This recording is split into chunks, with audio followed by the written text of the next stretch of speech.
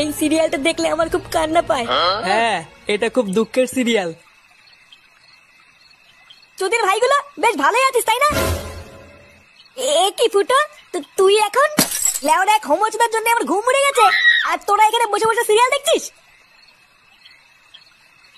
বাড়া তোর আবার এত রাতে কি হলো? এত খোঁচে আছিস কেন? লেওড়া খানকি ছেড়ে শালার জন্য আমার বাড়িতে টাকাই দায় হয়ে গেছে। চুদির ভাই হোমোচুদার বাল প্যান্ট খুলে দিচ্ছে, প্যান্টের ভিতরে হাত ঢুকিয়ে নাড়ি দিচ্ছে। বোধহয় এইভাবে কি থাকা যায় নাকি? এই গাড় মেরেছে ফুটো, তোর শালা যে এইরকম, এ তো আগে জানতাম না। ভোদা জানবে কি করে আমার শালা যে হোমোচুদা সবাইকে বলা যায় নাকি?